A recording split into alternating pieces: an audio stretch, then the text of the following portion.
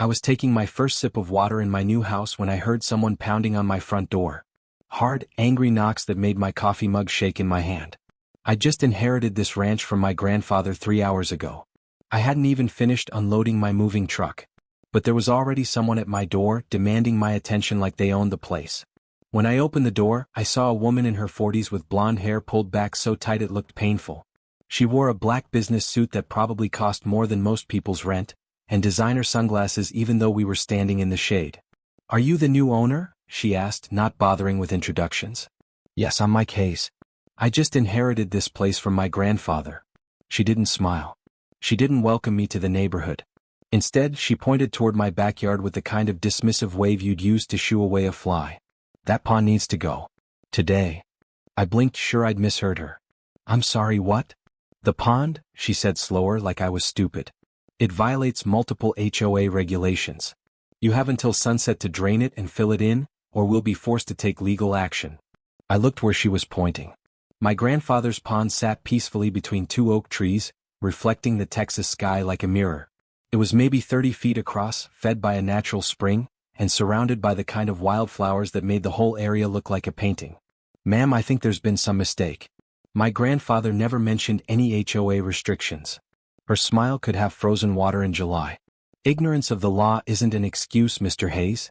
Your grandfather signed the HOA agreement in 2019. I have the documentation right here." She pulled out a folder from her expensive purse and showed me what looked like an official contract. The signature at the bottom said J. Hayes, but something felt wrong about it. I'd seen my grandfather's signature 1,000 times on birthday cards and Christmas presents. This looked close but not quite right. Before I could say anything, she was already pulling out her phone. "Since you seem reluctant to comply voluntarily, I'll have to involve law enforcement." My stomach dropped as I watched her dial 911. "Emergency services?" "Yes, I need to report an HOA violation that poses a community safety risk. We need immediate police response." She hung up with the satisfaction of someone who just ordered a missile strike. "The sheriff will be here in 30 minutes, she said. "I strongly suggest you start making arrangements to comply, Mr. Hayes. Welcome to the neighborhood." She turned and walked away, leaving me standing there like an idiot. My name is Mike Hayes, and that was my introduction to Christine Blackwood, the self-appointed queen of Willowbrook Estates HOA. What I didn't know then was that she'd just made the biggest mistake of her life. Because that pond she was so eager to destroy? It didn't just belong to me. It belonged to the United States Border Horse Patrol, and I was their legal representative. But I'm getting ahead of myself. Let me tell you how this whole mess started, and how one phone call to 911 ended up destroying everything Christine Blackwood thought she knew about power. True to Christine's word, exactly 30 minutes later I heard the rumble of diesel engines coming up my dirt road. 2 patrol cars pulled into my driveway, kicking up dust clouds that made the whole scene look like something out of a Western movie. The lead vehicle belonged to Sheriff Tom Rodriguez, a man who looked like he'd been carved out of Texas granite and weathered by 20 years of dealing with people's worst impulses. He climbed out of his cruiser with the slow, deliberate movements of someone who'd rather be anywhere else. I could see the little red light on his body camera blinking like an angry eye. "Mr. Hayes," he said, tipping his hat in a gesture that somehow managed to be both polite and ominous. "I understand we have a situation here regarding an HOA violation. I need to inform you that you have 1 hour to address the issue, or we'll be forced to take you into custody for non-compliance with community regulations." I felt like I'd fallen through a rabbit hole into some bizarre alternate reality where property owners could be arrested for having ponds. "Sheriff, with all due respect, I think there's been some kind of misunderstanding. I just inherited this property this morning. I don't know anything about any HOA agreements." Christine materialized beside us like a bad rash, clutching her folder of documents.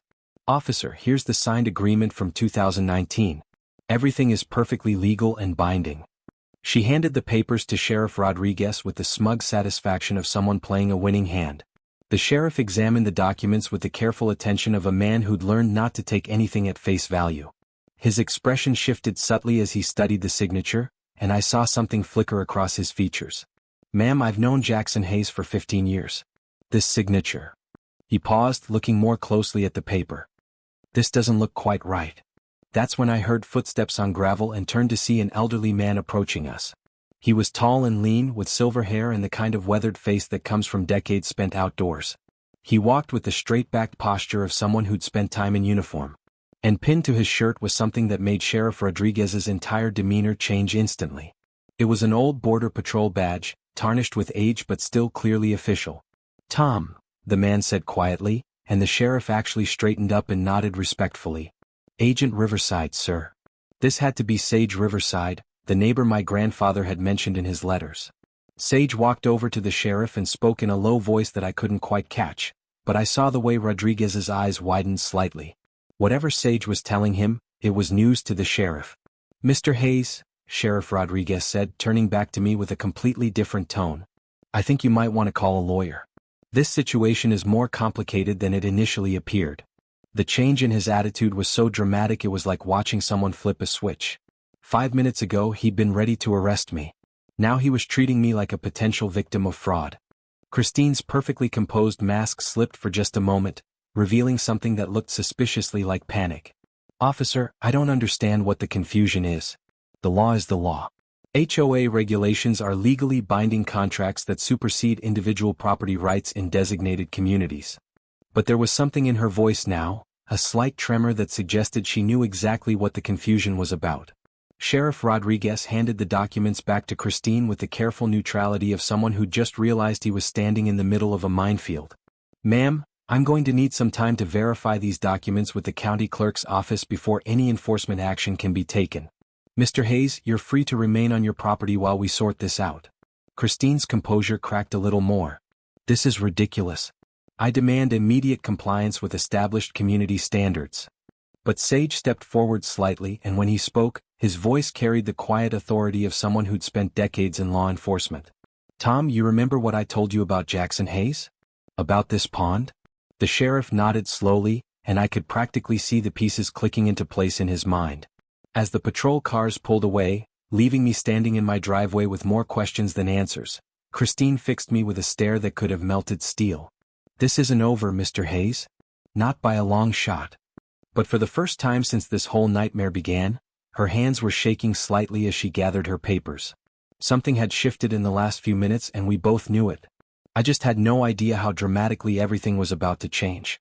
After Christine's dramatic exit, I found myself standing alone in my driveway, feeling like I'd just survived a tornado. The smart move would have been to unpack my truck and try to make sense of my new life, but I couldn't stop thinking about the way Sheriff Rodriguez's entire attitude had changed after talking to Sage Riverside.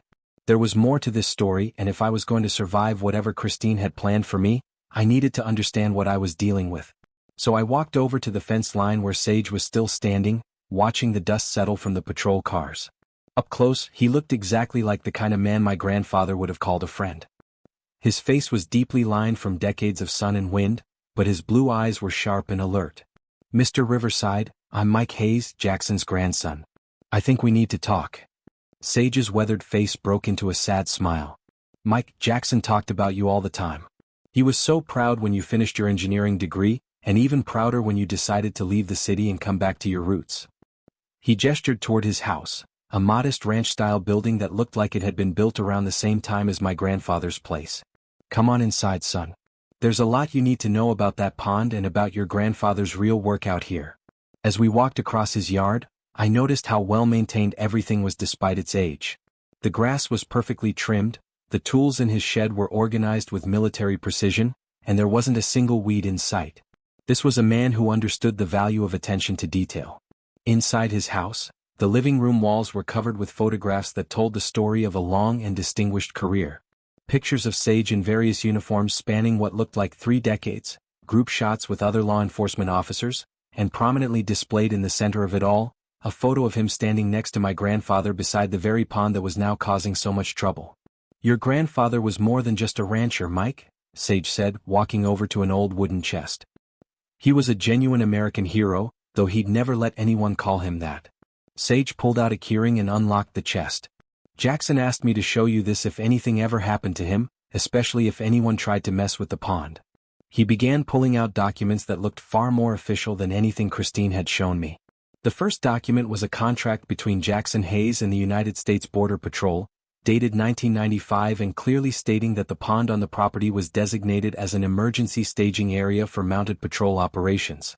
It was signed by my grandfather, a Border Patrol sector chief, and notarized by a federal official.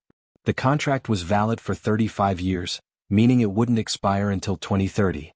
Jackson let the Border Patrol use this land as a way station for their horse patrol units, Sage explained, his voice thick with emotion. That pond has been the difference between life and death for 47 people over the past 20 years. Migrants lost in the desert, Border Patrol agents who needed water for their horses, search and rescue operations. Your grandfather never asked for a penny in compensation. He said it was his duty as an American.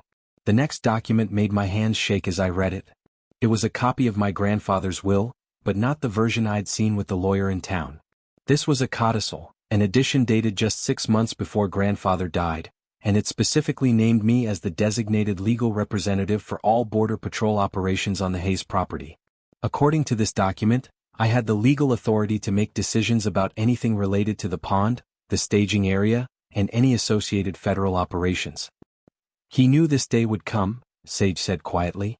Jackson always said Christine Blackwood had her eye on this land, and he was convinced she'd try something after he was gone. That's why he made sure you'd have the legal standing to fight back.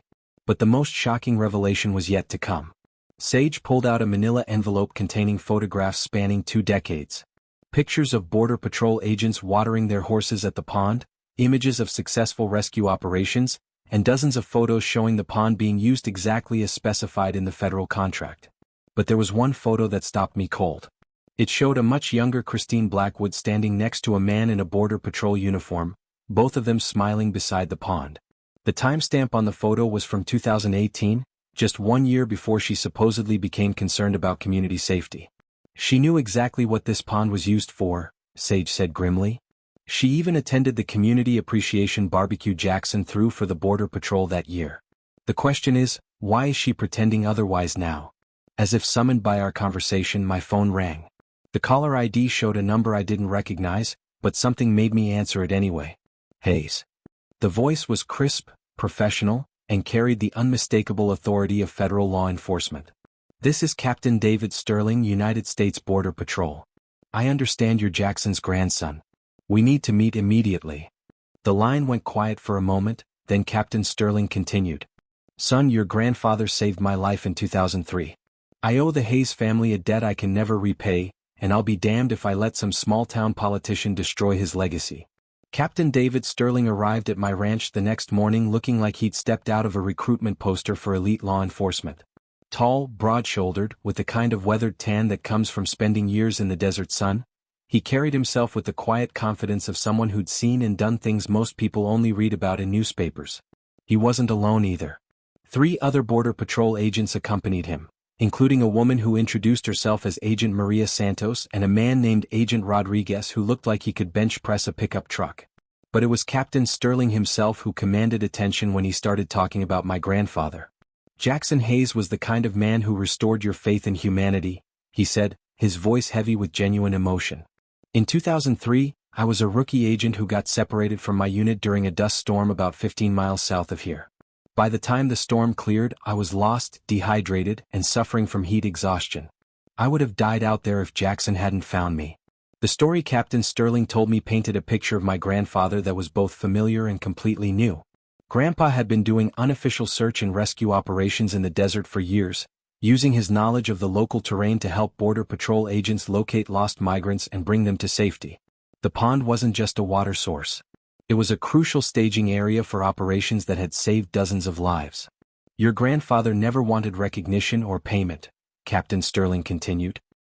He said the pond was God's gift to this land, and it was his responsibility to make sure it was used to preserve life, not take it. He had a saying, water doesn't care about politics. It just cares about keeping people alive. The federal contract Sage had shown me was only part of the story. There were commendation letters, incident reports, and documentation of successful rescues that painted a clear picture of the pond's crucial role in border security and humanitarian operations. While Captain Sterling was explaining the federal implications of Christine's actions, I couldn't help but notice that my phone had been buzzing constantly all morning. When I finally checked it, I discovered that Christine had been busy. She'd posted a live stream on Facebook the previous evening titled, "Protecting Our Community from Outside Threats," and it was spreading across social media like wildfire. In the video, she presented herself as a concerned community leader fighting to protect local families from an unregulated water source that posed safety risks to children. She never mentioned Border Patrol, federal contracts, or the pond's history of saving lives. Instead, she painted me as an irresponsible outsider who was endangering the community by maintaining a dangerous, unmonitored water feature on my property. The comment section was a battlefield. About half the viewers were buying Christine's story completely, expressing outrage that I was being allowed to threaten community safety and demanding immediate action from local authorities. But the other half seemed to smell something fishy about the whole situation. Several commenters pointed out that the pond had been there for decades without incident, and a few locals shared their memories of my grandfather as a helpful, community-minded neighbor. One comment in particular caught my attention. Christine Blackwood is the same woman who tried to ban 4th of July fireworks because they were too loud and wanted to fine the church for allowing children to play in their yard during Sunday services. This is just another power trip. That gave me an idea. If Christine wanted to play the social media game, I could play it too. But instead of making accusations or getting into a mudslinging contest, I decided to let the truth speak for itself. I set up my phone to record a video by the pond, with Captain Sterling and the other Border Patrol agents visible in the background. Hi everyone, I'm Mike Hayes and this is my grandfather's ranch here in Texas. I want to address some concerns that have been raised about this pond behind me. I kept my tone calm and factual, explaining the federal contract, the history of rescue operations, and the legal documentation that proved the pond's legitimate purpose. This isn't about HOA regulations or community politics. This is about a facility that has been used to save 47 lives over the past 20 years, and it's protected by federal law. The response was immediate and overwhelming. Within an hour, my video had been shared hundreds of times. Within 6 hours, it had gone viral with the hashtag Karen vs. Border Patrol trending on Twitter. The contrast between Christine's emotional appeals about community safety and my calm presentation of documented facts was stark, and social media users began creating memes that highlighted the absurdity of someone trying to shut down a federal Border Patrol facility because of HOA regulations. My personal favorite was a side-by-side image of Christine's scowling face next to a photo of Border Patrol agents on horseback, with the caption, "POV, you called the cops on America's heroes." The internet had officially chosen sides, and Christine was not on the winning team. But Christine wasn't going down without a fight. By evening, she'd hired a public relations firm and was already launching a counterattack. A new video appeared on her social media accounts, this time featuring her standing in front of a backdrop of local families with children. Her message had evolved from community safety to protecting property values and quality of life from federal overreach. She claimed that allowing unregulated federal activities in a residential area would lead to increased traffic, noise, and potential security risks that would drive down home prices and disrupt the peaceful suburban lifestyle that residents had paid premium prices to enjoy. It was a calculated appeal to homeowners' financial fears, and unfortunately, it was probably going to be effective with a certain segment of the community. That's when Captain Sterling delivered the news that changed everything. "Mr. Hayes, I've been authorized to inform you that this pond and the surrounding staging area are now officially classified as federal property under the jurisdiction of the United States Border Patrol. Any attempt to interfere with federal operations here will be considered a federal crime, punishable by substantial fines and imprisonment." He handed me an official document with enough seals and signatures to wallpaper a small room. Effective immediately, we'll be resuming regular patrol operations from this location. I suggest you inform Miss Blackwood that her HOA regulations don't supersede federal law. The war was far from over, but at least now I knew which side had the bigger guns. The viral success of my video had caught the attention of more than just social media users. 2 days after Captain Sterling's official declaration, a silver Honda Accord pulled into my driveway, and outstepped Maria Martinez, an investigative reporter from Channel 7 News in Austin. She was younger than I'd expected, maybe late 20s, with intelligent dark eyes and the kind of energy that suggested she'd had way too much coffee that morning. "Mr. Hayes, I'm Maria Martinez from Channel 7 News. I've been following your story on social media, and I think there's a lot more going on here than meets the eye. Would you be willing to talk to me about Christine Blackwood and the Willowbrook Estates HOA?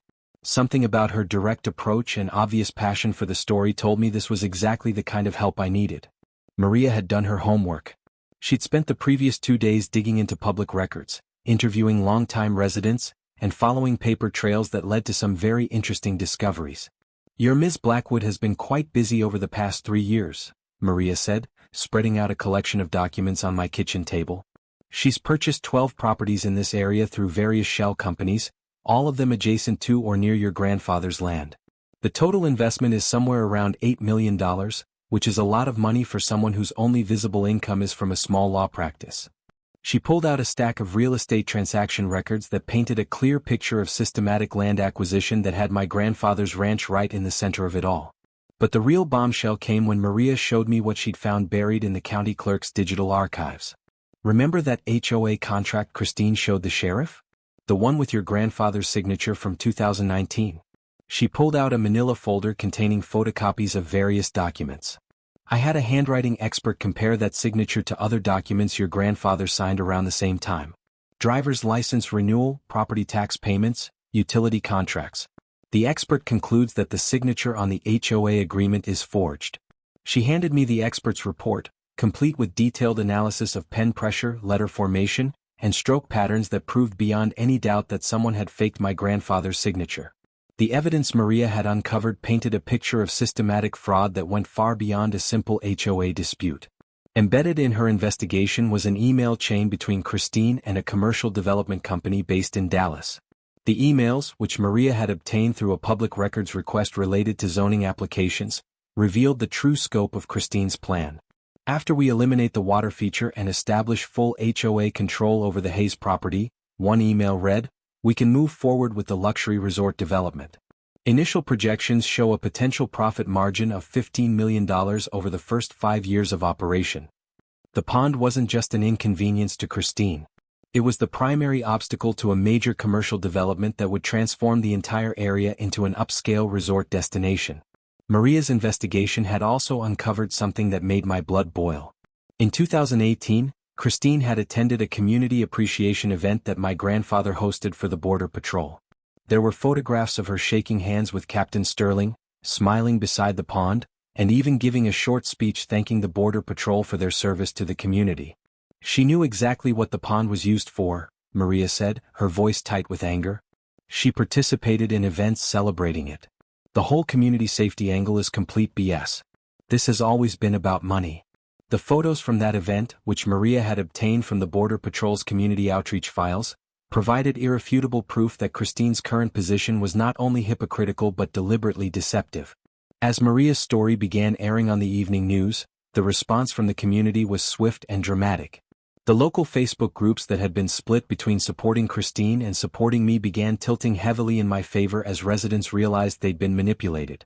People who had been genuinely concerned about property values and community safety were furious to discover that they'd been used as pawns in a scheme to defraud federal property for private profit.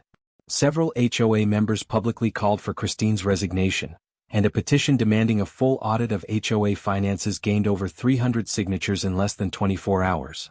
But Christine wasn't going down without a fight.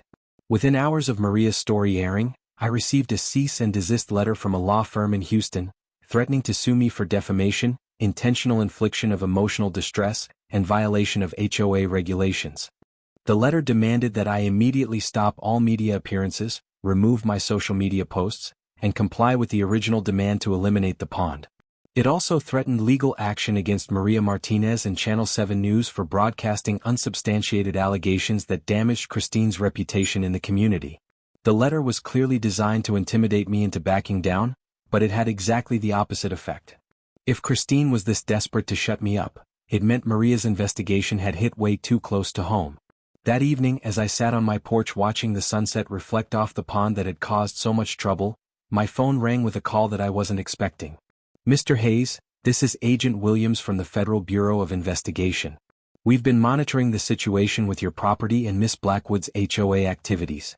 Based on the evidence that's come to light regarding forged federal documents and potential fraud involving federal property, we're opening a formal investigation.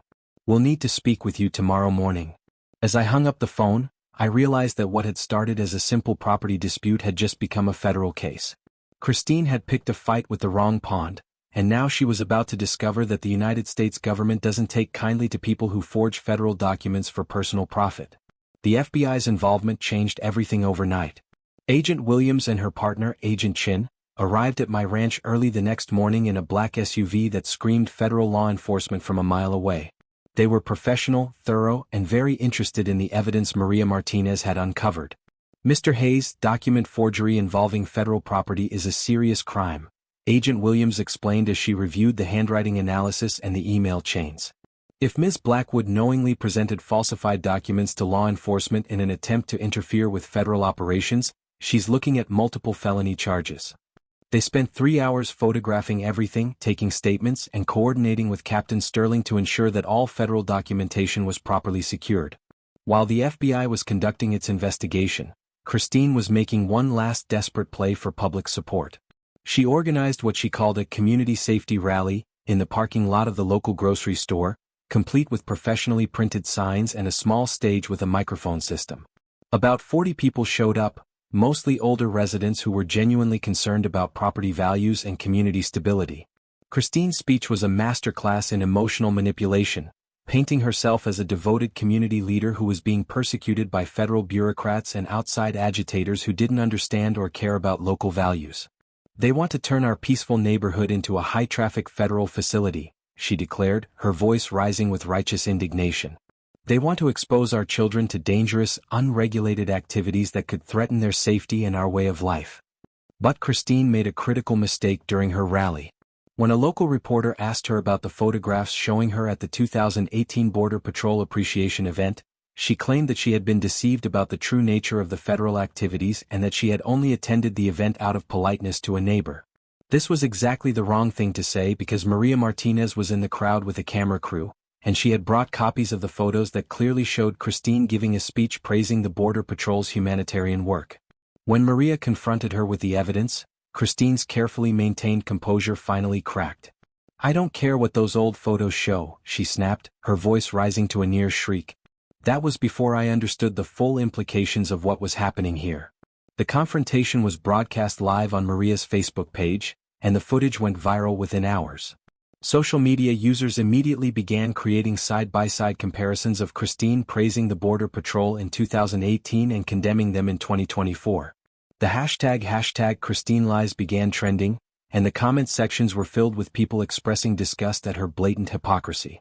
But the most damaging moment came when Maria asked Christine directly about the forged HOA documents.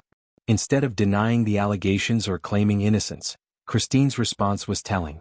"I did what I had to do to protect this community from people who don't understand what's best for us." It wasn't quite a confession, but it was close enough to ensure that the FBI would be very interested in having a longer conversation with her. The situation reached its breaking point 3 days later. Captain Sterling had scheduled a routine patrol operation from the pond, something that happened about once a month according to the federal contract. It was supposed to be a simple training exercise involving 6 mounted Border Patrol agents practicing desert navigation and water management techniques. But when the agents arrived, they found the pond area surrounded by orange construction fencing and several hired security guards wearing uniforms from a private security company. Christine had obtained what she claimed was a temporary restraining order from a county judge, prohibiting any federal activities on the property until the ownership dispute could be resolved in court. The confrontation between federal agents and private security guards was tense but brief. Captain Sterling calmly explained that federal laws superseded any county court orders when it came to established federal facilities, and he politely asked the security guards to remove themselves from federal property. When the head of the security team refused and threatened to call local law enforcement, Captain Sterling made a phone call of his own. 20 minutes later, a convoy of federal vehicles arrived, including additional Border Patrol units, representatives from the U.S. Attorney's Office, and Agent Williams from the FBI. The private security guards took one look at the federal badge collection and decided that this was way above their pay grade. But the most dramatic moment came when Christine herself arrived, apparently expecting to oversee the removal of the federal agents from her HOA property. When she saw the assembled federal law enforcement officials, her face went white, but she tried to maintain her authoritative demeanor. "This is private community property under HOA jurisdiction," she announced to anyone who would listen. "These federal agents are trespassing and need to leave immediately." That's when Agent Williams stepped forward with a pair of handcuffs and a warrant. "Christine Blackwood, you're under arrest for federal document forgery, conspiracy to defraud the United States government, and interference with federal law enforcement operations." As the handcuffs clicked into place, Christine's carefully constructed facade finally collapsed completely. The legal consequences for Christine came swiftly and severely. The FBI's investigation revealed not only the document forgery related to my grandfather's signature but also evidence of mail fraud, wire fraud, and conspiracy charges related to her planned development scheme. The federal prosecutor's office was particularly interested in the fact that she had knowingly interfered with federal border patrol operations, which carried potential terrorism charges that could have resulted in decades in federal prison. But as I watched her being led away in handcuffs, broken and sobbing, I realized that I didn't want revenge. I wanted answers, and maybe, if it was possible, I wanted healing for everyone involved in this mess. It took 3 weeks for the full story to come out. Christine's motivations weren't just about greed, though the financial incentive was certainly real. She was a mother who had lost her child in a drowning accident 5 years earlier, and she had spent years trying to control every source of water in her environment to prevent it from happening again. Her crusade against the pond wasn't just about development money. It was about trauma, guilt, and a desperate need to feel like she could protect other families from the tragedy that had destroyed her own. The community's response to these revelations was complicated and emotionally charged. Many residents felt betrayed and manipulated by someone they had trusted to protect their interests, but others expressed sympathy for a woman who had been suffering from untreated trauma and grief. The HOA board voted unanimously to remove Christine from her position and to formally apologize to me and the Border Patrol for the harassment and interference with their operations. They also voted to dissolve the fraudulent regulations she had created and to establish new policies that specifically protected the rights of federal law enforcement agencies to operate within the community. 3 months later, I visited Christine at the minimum security facility where she was serving her sentence.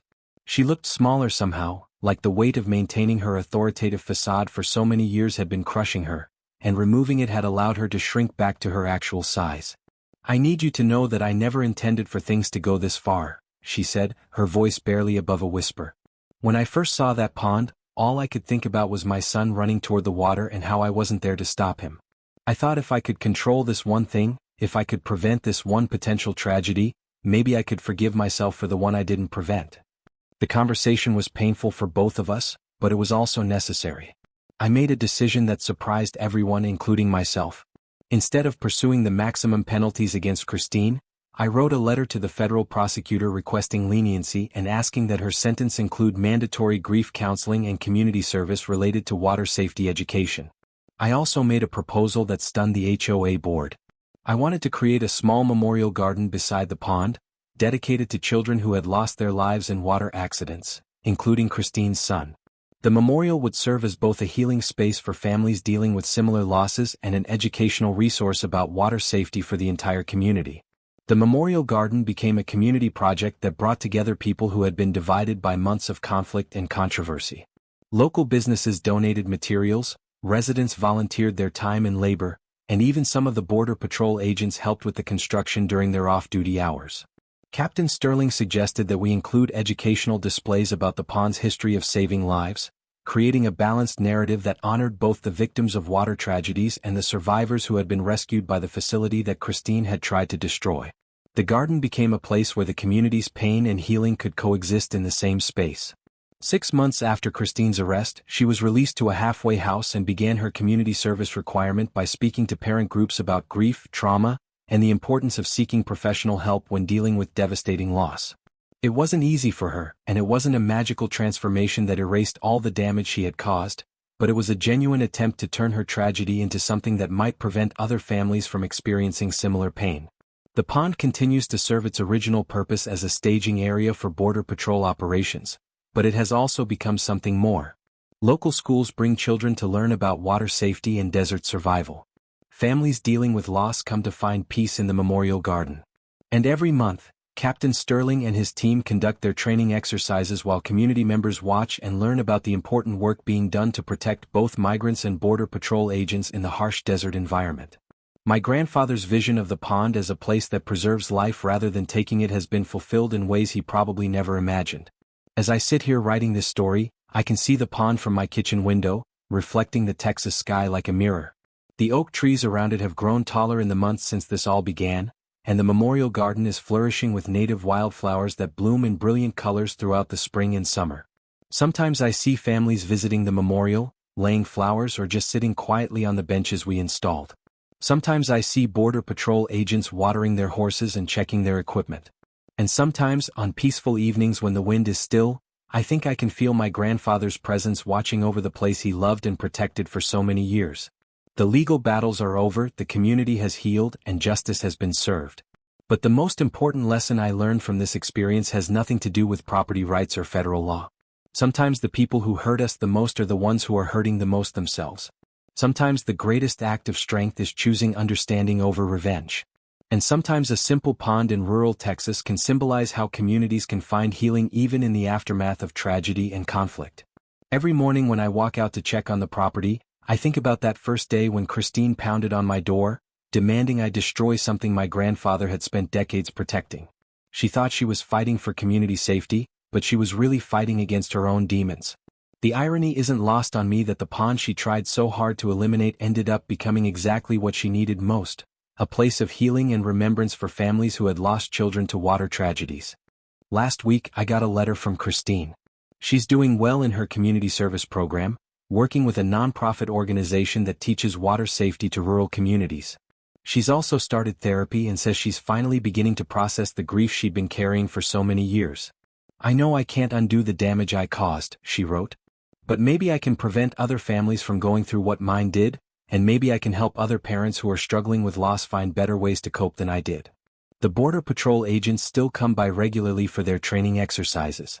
Captain Sterling stops by my house afterwards sometimes, and we sit on the porch talking about my grandfather and the legacy he left behind. Your granddad understood something that a lot of people don't, he told me last month. He knew that the best way to honor the dead is to protect the living. That pond has saved more lives than we'll ever be able to count, and it's going to keep saving lives for generations to come. The HOA, under new leadership, has become a model for how community organizations can work with federal agencies instead of against them. They've even started hosting annual appreciation events for the Border Patrol, continuing the tradition my grandfather began. The Memorial Garden has become a destination for families from across the state who are dealing with similar losses. A grief counselor comes by twice a month to hold support group meetings there, and the healing that happens in that space has spread throughout the entire community. But perhaps the most meaningful change is the relationship I've built with the neighbors who initially supported Christine's crusade against the pond. Once they learned the truth about what had really been happening, many of them came forward to apologize and to ask how they could help support the Border Patrol's work.